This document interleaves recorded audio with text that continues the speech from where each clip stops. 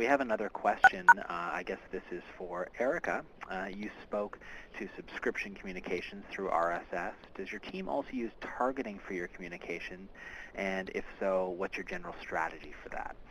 Yes, absolutely. We use targeting for communication, everything down to we might have specific things for our appliances department, specific things for our home theater department, and working with getting it out that way. We do targeted information to our territory and district employees who are usually in their cars. So we've got we've been doing a test about a podcast for that. So employees can just hop on and listen when they're in their car driving from store to store. We actually also have been focusing on our corporate audience a little bit of late, and we've noticed that we're working very hard to get all of our stores and territory and district and global employees up and connected, which is fantastic, but we can't do so at the expense of our corporate headquarters. We can't take for granted just because we're all here. That doesn't mean that we just inherently know what's going on. Sure. So it's very much around what they do, how they listen, and how we can best reach them. And we certainly don't have, our 12-page handbook of if you want to send a message about this to here, here's the way you do it. But it's something we're always working towards. Okay. Can I tag on to that, David? Sure. I absolutely agree with Ericka. I think we ought to be more like marketing than PR when it comes to employees, because there are different needs at different levels, or divisions or parts of organizations. But the other fun thing that I'm finding as we find these conversations going online, and you see people start to get together on shared interests and goals. And when I say get together, I mean usually online, because like Best Buy, we have people who are working across different departments and cities.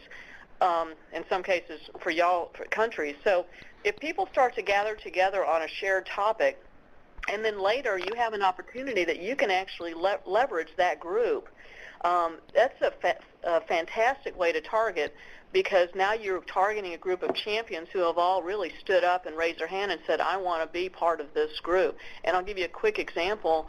We serve the military community and their families, and we had a group stand up called themselves VetNet, so it's like a veterans network. And that's a group that we often go to when we want to reinforce messages about the military, or we want to get people to engage in a military event. And so now, because these people have self-formed and raised their hand, self-selected, it's a great way for us to really leverage our messaging in an informal way. That's great. By my count, we have about 13 minutes left, and that means time for a few more questions before we get to Stephen Green. Ericka, we have a question. Are people readily responding to polls with your CEO? They are. We just created Brian's whiteboard the day he became CEO in June of this year. Okay. So, and we did not come out of the gates all trumpets blaring and confetti for a couple reasons. Number one, because that's totally not Brian's style. Right. That while the page is his page, it's more his way to connect with people versus, hey, it's all about me. And the other is there's a few things he has to do besides this as CEO. And so we wanted to work with him to build that discipline and not come out of the gates, like, okay, everybody check back every day, and then, 2 weeks later, the fanfare is gone. So almost everyone that comes to his whiteboard answers the poll. So we had, just in retrospect, we had about 2,000 visitors in the last 4 weeks, and we've had roughly 1,800 poll responses. Wow. But, so that poll is the output. We're trying to get people in to come visit. And it's not a daily page either. It's not, people don't check it every day. Okay. A question that I'll lob over to you, Betsy. People say that there's a risk to attracting and retaining staff if open dialogue tools are not available. Is that hyperbole, or is that something you feel is real? Does management feel the same way?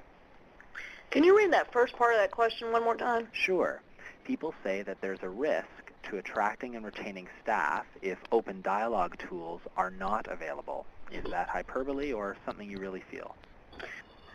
I would right now, I'd probably say it's hyperbole. I think an example is if you come to an organization and you just have a fabulous manager who wants you to grow and develop, and you have a say in what's going on, and there's not some real fancy, either Polstream or SharePoint or whatever tool is out there, I'm not saying that that's not going to engage people. So I want to be careful, and I think this has been the trumpet that's been blaring for several years, which is turning some people away.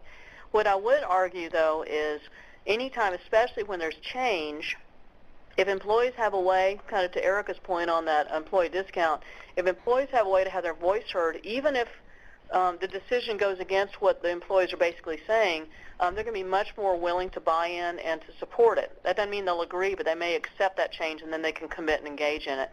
So, in a normal setting where everybody's happy and you've got wonderful chain of management and you're engaged at your level, you might be able to live without it. I'm not saying you can't, but the other thing from a retention or attraction perspective, though, I would argue, is that I have a 20-year-old son, and I guarantee you he's testing out Google Wave right now, right? Mm. So he's going to go into, he'll probably never get in a corporate setting, but if he did, he would expect to see something like this. So kind of to Ericka's point about going where they are and where they want to play, I think when we look at our future workforce, maybe it becomes hyperbole. Okay, we have maybe time for one or two more questions, and this is a good one. This is from someone we hope to be a new Polstream partner in 2010, Mara at PharmaVoice. What's your fail-proof formula for an engaging poll and generating engaging dialogue? I would have to say, I'll start with that. Sure.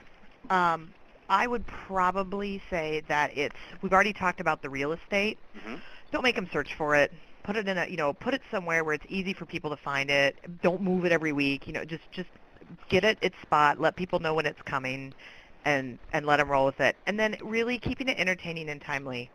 And you've heard, not every company is Best Buy. I totally get that. Not everybody has, an online resource or young demographic. But Betsy's even talked to this. Like, you can still keep it entertaining for your industry, and you can certainly keep it timely for your industry. There's absolutely no reason why you can't do that. And let me tag on, because Sure. this is a slide that Stephen and I co-presented at the IVC conference in Houston.